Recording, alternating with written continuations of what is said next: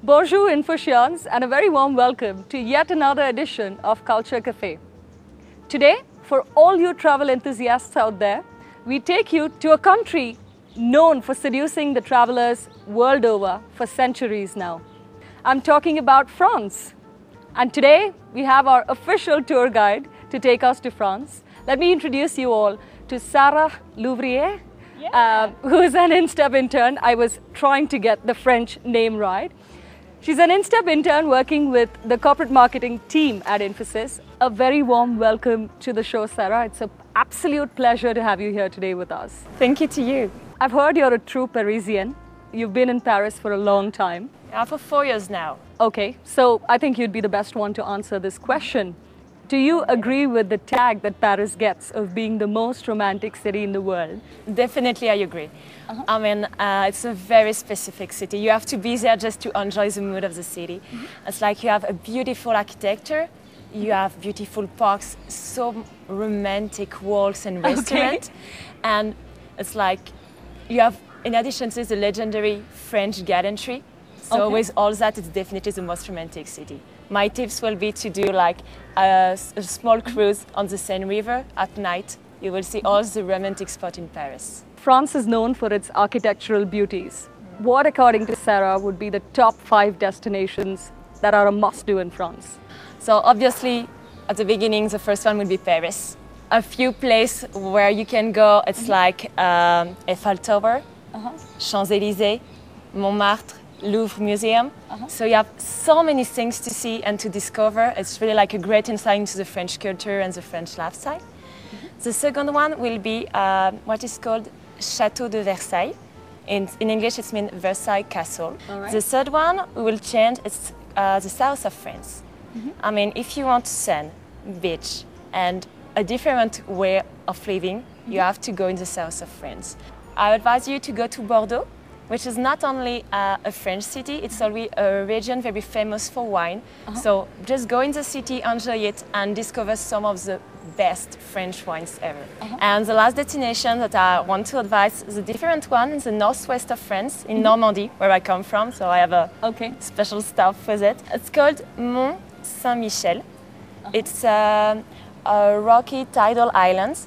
And it's, we have a monastery and a beautiful church on it from the end of the Middle Ages in France. So it's really an amazing stuff that is really unique. So that will be my 5 top destinations. So art and France, described usually together, you know, synonyms. What would you like to tell our viewers about this unique relationship when it comes to art and France? Really, that it's a very special relationship because in France we have for a long time like a great freedom of expression, and in our society art is really seen as a way to educate your mind. So it's really like it's really worth it to have art in your house or to see museums. So is it encouraged? It's encouraged really by school, by all the tariffs, special tariffs that you have at the museum, and it's like so we have been a welcoming land for all kinds of artists for centuries.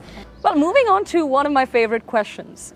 It'll be interesting to see how you rank these 3 for the French people. So, in order of importance, food, wine, football. How would you rank these 3? Only my personal advice, but definitely food first. I mean, French cuisine is really unique. I'm sure all French would say food first. Food first. I'm really think that this one will be common to everyone. I mean, really a unique taste. It's really the thing I'm liking the most here in India. And I love Indian food, but it's really so good that I'm really missed it. The second one would be football. It's also because the Euro Cup had just ended. So it's like during 1 month, I can tell you that everyone in France was talking about football. Me included. And the last one is wine. But it's still important because it's really like a symbol of the French way of living. From an economic point of view, it's also important for my country because France produces more than 20% of the world wine. So 3 are important, but food, football, wine is the right order. Okay, so wine is very French. Food. All right. Moving on to the language bit, what are the few words and phrases that you think it will be very handy? I know French is considered one of the sweetest languages in the world. So a few sweet words from you. At the beginning, I have to say good morning. So it's bonjour. Bonjour. Bonjour. After you have thank you, which you can say merci. Merci.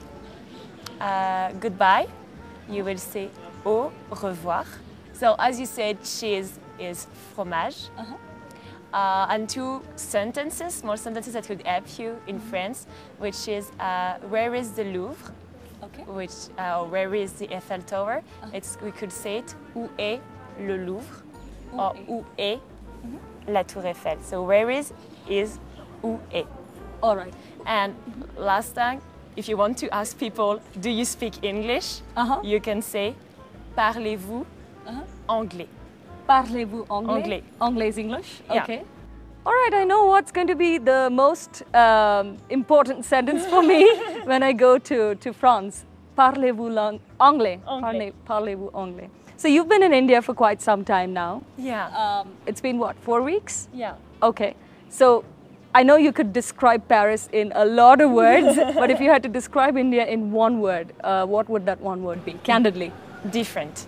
Different? Different. It's a unique country. I had a chance to travel quite a lot in the past few years, and it's really a country like no other. So I'm going to have a very interesting segment here. This is a rapid fire round. So as soon as I ask you questions about the French, you have to immediately come up with a yes or a no. Here we go. Yes or a no, a quick one. Do French love their bread and butter? Yeah. Okay. Do French wear berets? They don't? No, they I don't. always thought they do. Okay. No, they don't. All right. Do French eat snails and frogs? Yeah. Yeah, for snails. Not really frogs, but Not so much yes. for frogs? But Okay. snails, yeah. Okay. Are they very direct? Yeah.